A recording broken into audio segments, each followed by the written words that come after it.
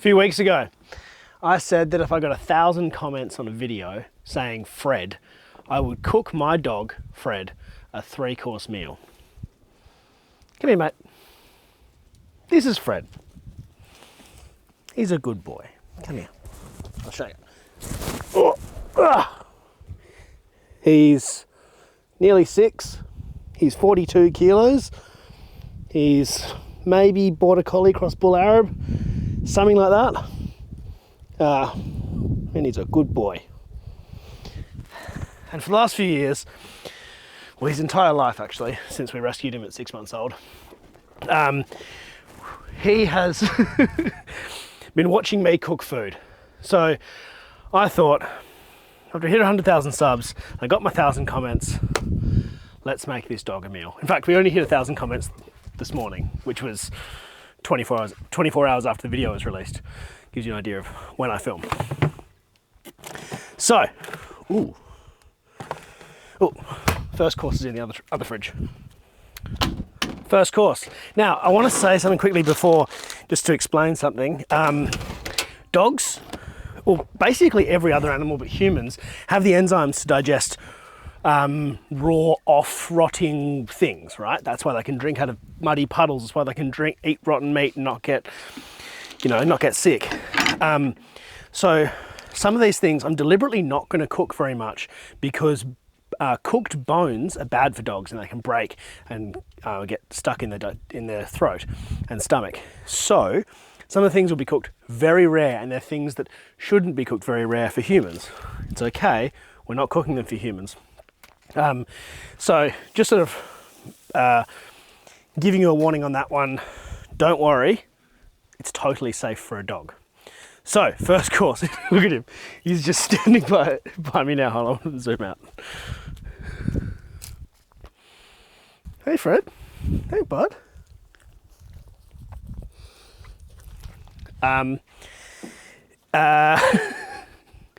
First course. Now, Fred is not a vegan. He doesn't really like vegetables. I know what Fred likes. Fred likes meat. And there are certain types of meat he likes. Now, the other thing is that dogs can't taste that much difference between different foods and different meats, especially. What they can taste is fat. So, a bit of fatty meat is really good. Now, I want to bring out the flavour of this with a tiny little crack of salt. If you're worried about the dog having salt, it's totally fine. They're allowed to have minerals and flavour and stuff. So, we're going to get this lovely piece of salmon. Well, it's an okay piece of salmon, but it's got a nice bit of fat in it, and we're going to grill it. Now, the reason I don't feed Fred usually from up here, and the reason you never see him stealing food is the same reason that you never see him stealing food in my videos, because he doesn't steal food, because I have been very strict with his boundaries. So that means Fred only ever eats from his plate or his bowl, and that's for a few reasons. So he won't eat 1080 baits, so that he doesn't steal food, and so that he knows where he is in the world. A lot of dog anxiety comes from dogs actually not knowing that they're not in charge. If you look up how separation anxiety is caused in dogs, it's actually a lot of because they think they're in charge. And so if you leave them, they think that it's like a 3-year-old leaving the house. They just think you're going to get hit by a car or killed. So they're stressed because you're an idiot and you don't know how to take care of yourself. In their mind. So that's where a lot of dog separation anxiety comes from. Now this obviously will be totally fine raw, number 1 because it's salmon, and number 2 because he's a dog. Yeah, so that's why Fred's a well-adjusted dog, because he knows where he is. He knows I've got this. He doesn't have to worry. He doesn't have to take care of the family. It's my job. I don't know, should we do a gratuitous B-roll for dog food? Yeah, why not?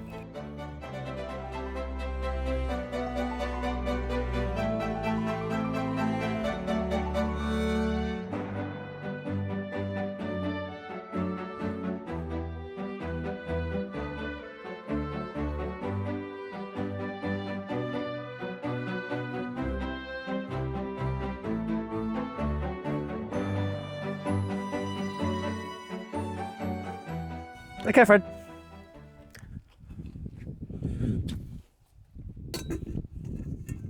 made him close and everything. All right, Fred. Drop. Drop. Stay. Ta-da! Free.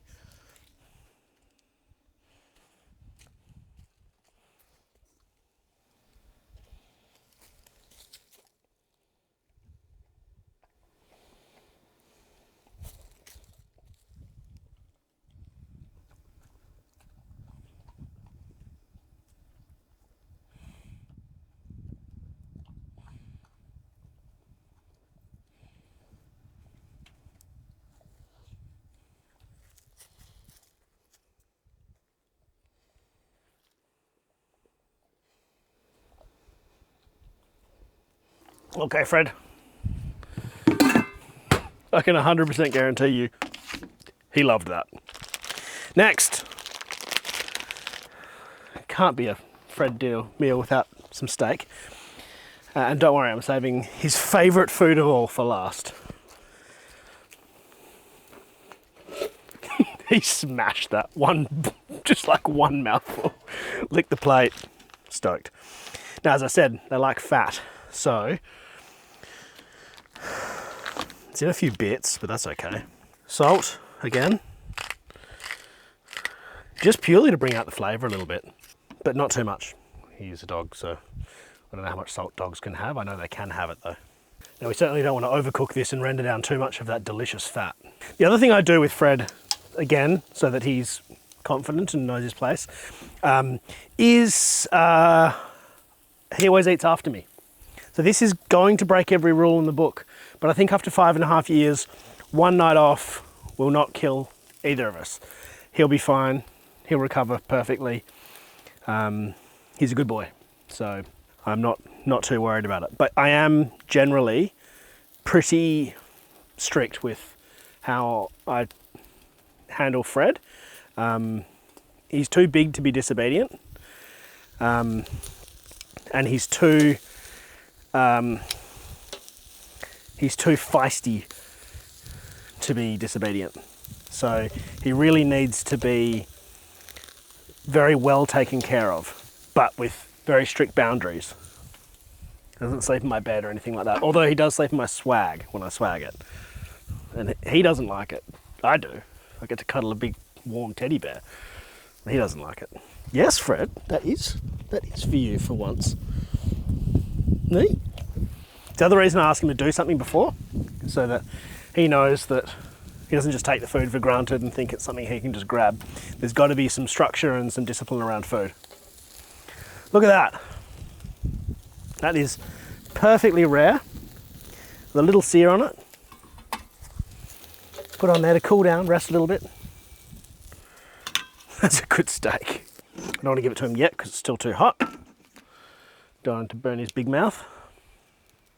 Hey, Fred, come here. Sit. Sit. Good boy, paw. Good boy. Drop. Drop. Good boy. You're such a good dog. Something else for parents with dogs. Billy was a bit mean to Fred at one stage, just as a toddler, as they are, and he was kind of hitting him and poking him and stuff. And it was because sometimes we'd say things like, "Oh, silly Fred." And what we figured out was that as soon as we started saying Fred's a good boy, he suddenly completely changed his behaviour and was like, "Oh, Fred is a good boy. I'll respect Fred." And it was just that little bit of language change that completely changed his behaviour towards the dog. So if you've got toddlers who are a bit mean to your dog, make sure you let the toddlers know that it's a good dog.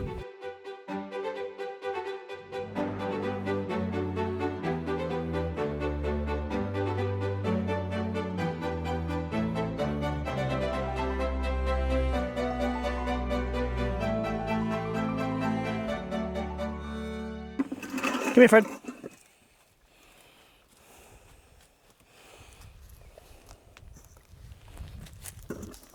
Okay, Fred. Back. Sit. Drop. Good boy. Stay. Stay. Free.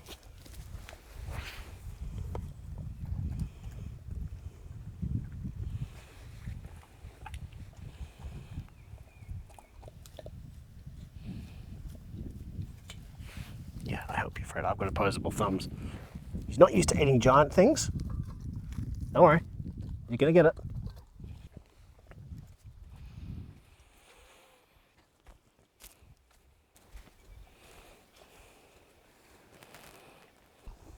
You gonna lick the plate, Fred?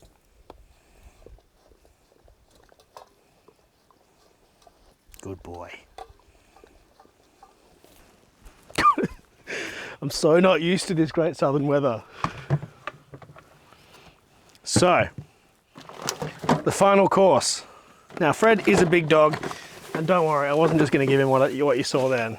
Now, dessert. We all associate it with sweet things. Dogs don't know that. So I thought, I always look at dessert as the treat. Now, what would be the best treat I could give my dog? That would be chicken. This dog loves chicken. Like, holy crap. And anything with bones in it. So what I've got here are the leftovers from my meals. So look, if you've watched a few of my videos, you'll know he doesn't do this. He doesn't stand next to me and look at the food on the table. He just walks off. But he knows there's a chance this is going to be his. So once again, we're going to go standard salt.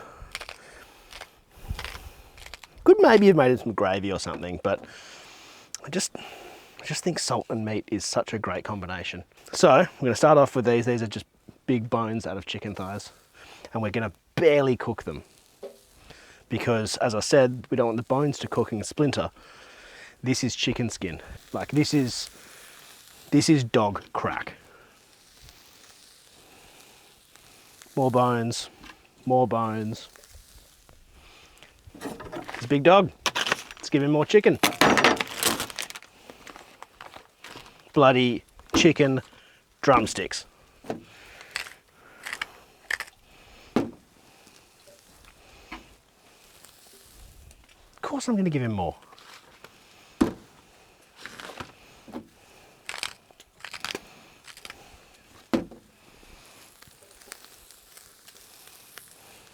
I think any more than that and he'll actually be sick. So take that off. But I will actually give him those raw drumsticks tomorrow if I don't eat them. Bit of smoke, bit of extra flavour. Maybe even a bit of salmon taste from there. Can't believe I'm feeding my dog this before I've even had dinner. But I am, because 100,000 subs I don't think would have happened without Fred. He's such a good mate. He's come with me so many places. We've got so many more places to go. I really enjoy his company, and I think camping would be a lot harder without him. I don't go to national parks anymore because I don't like going camping without my dog. And it hasn't bothered me once. I really don't want to cook these bones too much. The drumsticks can stay on for a little bit. I'm very cautious of the bones. So I'm doing it on quite a high heat. I'm giving you literally dog cooking advice. Like, never thought this day would come. Never thought 100,000 subs would come though either. Now, I said this wasn't going to be a sweet thing. It's not going to be a dessert thing. And it's not.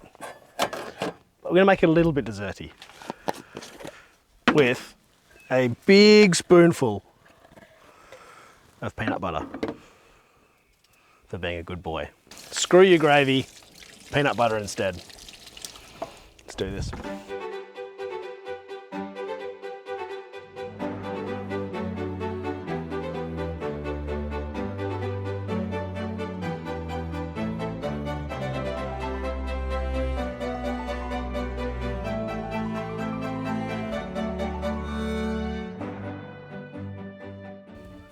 Sit, stay, stay, stay,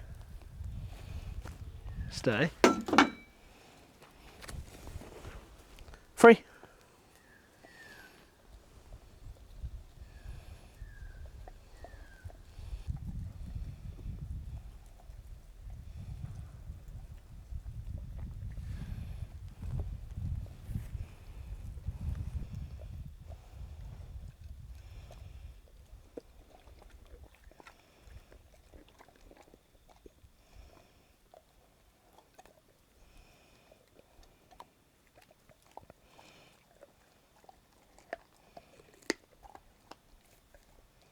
Well, there you go. My most requested video ever. Cook a meal for Fred. Thank you so much for 100K.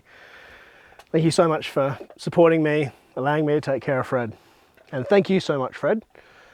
Years of companionship, being a good boy, being so good to my sons. He's just lovely around them. Couldn't wish for a better dog. Enjoy your dinner, mate. You deserve it.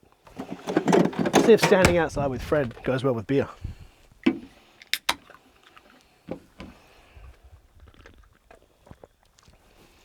It does. Cheers, mate.